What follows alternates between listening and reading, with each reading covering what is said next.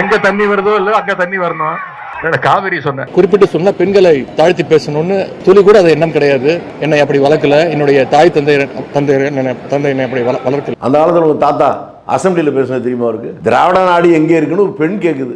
அனந்தநாயகன் ஒரு MLA assembly பதிவேட்டிலே இருக்கு இன்னமும். அவர் சொல்றாரு, நாடாவை அவிழ்த்து பாவாடை விரித்து பாருங்கள், அங்கே தெரியும் திராவிட நாடு. கேட்டா நாடாவை விழுத்து இந்த பாவாடை ஃபைல் பாவாடை எடுத்த அவங்களுக்கா சொல்லி தரணும். அதை தாண்டி அவங்க அந்த மாதிரி பேசுனதுக்கு ஏன் எவ்வளவு பெரிய லீடர் இந்திரா காந்தி மதுரையிலிருந்து வரும்போது தாக்குவோன்னு தெரிந்தாலும் தைரியமாக வந்துச்சு. அங்கேருந்து திண்டுக்கல், திருச்சி, தஞ்சாவூர்னு வந்தது. அதில் எல்லா இடங்கள்லையும் கல்லால் அடித்தாங்க.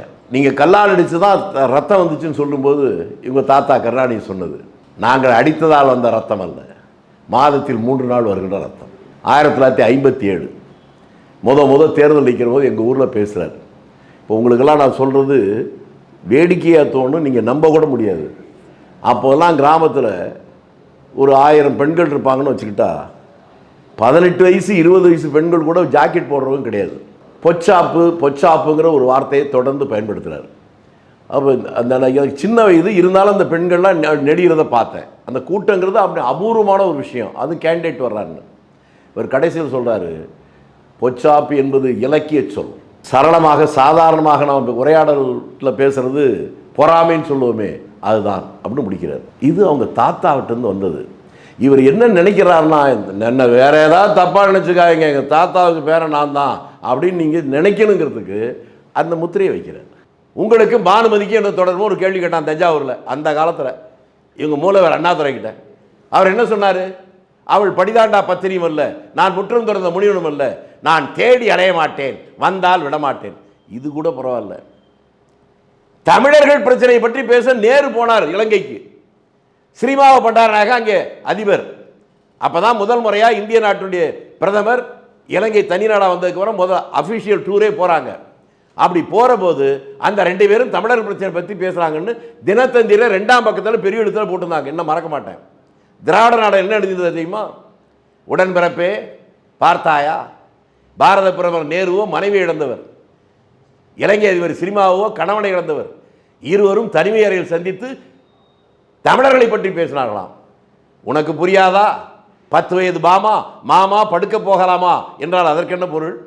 18 வயது பருவக்குமரி மாமா படுக்க போகலாமா என்றால் அதற்கு என்ன பொருள்? இது அவங்க பரம்பரை சொத்துங்க. அதனால் இதில் விதிவிலக்கே கிடையாது. இப்படி பேசலைன்னா தான் ஆச்சரியம். நீங்கள் உங்களுக்கு தெரியல அந்த கட்சின்னா என்னன்னு தெரியல உங்களுக்கு. அதாவது வாழ தெரியாதவர் வலிக்கு விழுந்த அந்த கதையெல்லாம் உங்களுக்கு தெரியுமா? வான்கோழின்னு ஒரு கதை இவங்க தாத்தா எழுதி ₹1 இலவச புத்தகமாக கொடுத்தாங்க தெரியுமா?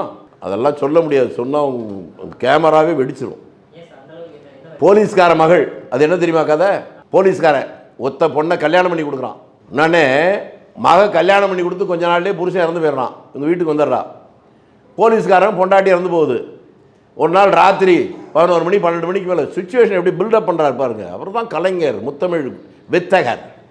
அப்படி வரும்போது ஜன்னல் பக்கத்தில் படுத்திருக்கான் அந்த பொண்ணு. ஜன்னலில் அப்படி சிலு சிலுன்னு காத்தடிக்குதான். காத்தடிக்கும் போது போத்தி இருந்த மேலாடே அப்படி விலகிடுதான். அதை பார்த்த உடனே போலீஸ்காரனுக்கு மனைவி இழந்து ரொம்ப நாள் ஆச்சு இல்லை, ஒரு விதமான கிளுகிழுப்பு வருதான். உள்ளே போகிறானா. போனோடனே பார்த்த உடனே அவனுக்கு தாங்க முடியலையா, கட்டி பிடிக்கிறானா. அந்த பொண்ணு முழிச்சுக்குதான். பார்த்தா தன்னை கட்டி பிடிக்கிறது புருஷன் அப்பாதான்னு தெரியுதான். ஆனாலும் அவள் என்ன செய்வாள்? இளம் வயதிலேயே விதவையானவள். அதற்கு உடன்படுகிறாள். 2 பேரும் கலந்துடுறாங்களாம். காலையில் எழுந்திரிச்சோடனே அந்த பொண்ணு தூக்கில் தொங்குதான். இதுதான் அந்த கதை. இந்த மாதிரி நிறைய கதையை எல்லாம் தெரிஞ்சால் அவ்வளோதான், நாரி போயிடும். நான் வச்சுருக்கேன் வான்கோழி கதையில். அது ஐயோ அதெல்லாம் கேட்க முடியாது.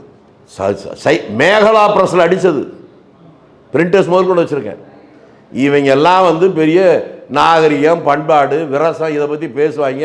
அதை உங்களை மாதிரி ஆள் வேணுன்னா நம்பலாம். நாங்கள்லாம் அதெல்லாம் தாண்டி வந்துட்டோம். ஆனால் எங்கே தப்பு பண்ணிங்கன்னா எங்களுக்குன்னு அவர் மேலே கோவம் இருக்குது. அதுக்குள்ளே பாருங்கள், அவங்க அப்பாவை மிசாவில் கைது பண்ணுன்னு இவ்வளோ நாள் வண்டி ஓட்டாங்கல்ல, இப்போ தானே நம்ம அதை கிளியர் பண்ணியிருக்கோம் மிசாவில் இல்லைன்னு. அது மாதிரி இப்போ கைதுன்னு எல்லாம் போட்டுருக்காங்க சன் டிவி, கலைஞர் டிவியில். ஏயா விசாரணைக்கும் கைதுக்கும் கூட வித்தியாசம் தெரியாது கூமுட்டைகளா? 75 வருஷம் கட்சி நடத்துறீங்க. விசாரணைக்கு தானே கூப்பிட்டாங்க. 11 மணிக்கு விசாரணை கூப்பிடுறாங்க. கூப்பிட்டா அது என்னங்க காலை கடனை முடிக்காமல் கூட வர முடியுமா அப்படின்னு மா சுப்பிரமணியம் பேச்சு.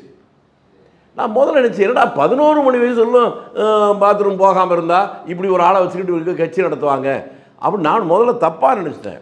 அதுக்கப்புறம் அவருடைய மனைவி சொன்னதுக்கப்புறம் தான் எனக்கு புரிஞ்சுது, இவர் வேற ஒன்றும் இல்லை, போலீஸ்காரங்க கூப்பிட்ட உடனே கலக்கல் வந்துருச்சு. பேசுறது மட்டும்தான் வீரர்கள் மாதிரி பேசுது. சிறைச்சாலை என்ன செய்யும்? சிறைச்சாலை எங்களுக்கு சாதாரண விளையாட்டு கூடம். மாங்குயிலுக்கு பூஞ்சோலை எங்கை மாட்டை நெறிக்கிறது சிறைச்சாலை, இதில் வசனம்லாம் பேசுவாங்க. ஆனால் விசாரணைன்னு வந்த உடனே வயிறு கலக்கிறது இப்போ புரிஞ்சு போச்சா? கம்பன் சொல்லியிருக்கான் பிரமாதமா, ராமாயணம் படிச்சிங்கன்னா உங்களுக்கு தெரியும். கும்பகர்ணன் தூங்கிட்டு இருப்பான். அவன் தூங்கினாதான் மாசக்கணக்கு தூங்குவான்ல, அவனை எழுப்புறாங்க. எழுப்பினோடனே பார்த்தோடனே கற்பின் செல்வி சீதையை விட்டில யோன்றான், இல்லைன்னு வாங்க. அவனுக்கு கோபத்தில் அப்போ சொல்லுவான், பேசுவது மானம், இடை பேணுவது காமம், கூசுவது மானிடைத்தான், சீச்சி நன்று உணவு குற்றம். திமுகலாம் பேசுறதுக்கு அவன் செய்யறதுக்கு சம்பந்தமே இல்லை. அது என்னடா அது ஒன்றும். டிடிஆரை வந்தாலும் கக்கூசில் போய் சேர்ந்து ஒழிஞ்சுக்கிறீங்க, போலீஸ்காரன் வந்தாலும் கக்கூசில் போய் ஒழிஞ்சுக்கிறீங்க. உங்கள் இடம் அந்த இடத்துக்கு உங்களுக்கு ரொம்ப ராசி ரொம்ப நெருக்கமாக இருக்குமோ எனக்கு தெரியல. என்ன பைத்தியம் அந்த அளவுக்கு கீழ்ப்பாக்கத்தில் போய் அடைங்க. அவங்க என்னென்ன அவங்களுக்கு தெரிக்கிற நான் சொல்லிட்டுமா உண்மையே, நான் அவங்கள விட ரொம்ப தெளிவாக அவங்கள புரிஞ்சு வச்சுருக்கேன். ஒரு வேளை உணர்ச்சி வசப்பட்டு விஜய் மட்டும் கரூரில் அந்த சம்பவம் நடக்க அங்கேயே தங்கியிருந்தா ஜெயலலிதாவுக்கு என்ன கதி ஏற்பட்டுச்சோ அதான் ஏற்பட்டுருக்கும். ஏதாவது ஒரு காரணத்தில் லாரி விட்டு மோதுவான், காரை விட்டு மோதுவான், படுக்க வச்சுருப்பான். அதை புரிஞ்சு கொண்டு புத்திசாலித்தனமாக விஜய் தப்பிச்சு வந்துட்டார். அதை இவங்களால தாங்கிக்க முடியல. ஓடுகாலி முதலமைச்சர் ஏன் கள்ளக்குறிச்சியில் 60 பேர் செத்தான்ல, அப்போ உங்கள் அப்பா எங்கே போனார்? எந்த ஊருக்கு ஓடினார்? லண்டனுக்கா, பாரிஸுக்கா, ஜெர்மனுக்கா, ஜப்பானுக்கா? இல்லை அங்கெல்லாம் நிறைய வேண்டியவங்க இருக்காங்கல்ல. ஓடுகாலி என்கின்ற வார்த்தையை பயன்படுத்துறேன்னா உனக்கு ஒன்றும் தெரியலன்னு அர்த்தம். உங்கள் பூர்வீக ஊர் என்ன? அந்த ஊர்லேருந்து மெட்ராஸுக்கு ஓடுகாலி தானே நீ, சரியா? ஓடுகாலினா இதுக்கு ஓடுகாலினா அதுக்கும் ஓடுகாலின்னு தான் பேர். ஒரு கலவரம் நடக்குது, அந்த கலவரத்திலிருந்து அந்த இடத்தில் இருந்தால் மேற்கொண்டு பிரச்சனை வரும்போது வர்றதுக்கு பேர் ஓடுகாலின்னு ஒருத்தன் சொன்னான்னா ஒன்று அவனுக்கு விவரம் தெரியலன்னு அர்த்தம், இல்லைன்னா கிரிமினல் அர்த்தம். இந்த ரெண்டில் உதவாநிதி விவரம் தெரியாதாளா கிரிமினலா நீங்களே முடிவு பண்ணி சொல்லுங்கள்.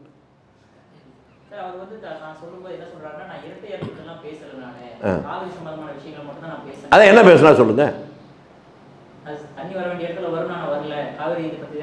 அதான் தண்ணி வர வேண்டிய நேரத்தில் வரல, தண்ணி வர வேண்டிய இடத்துல வரலங்கிறாரு. எந்த இடத்துல சொல்றாரு?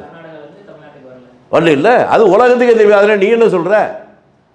அது நீ சொல்லும் போதே மழை பெஞ்சு தண்ணி திறந்து விட்டான், அதுக்கப்புறம் நீ சொல்ல வேண்டிய அவசியம்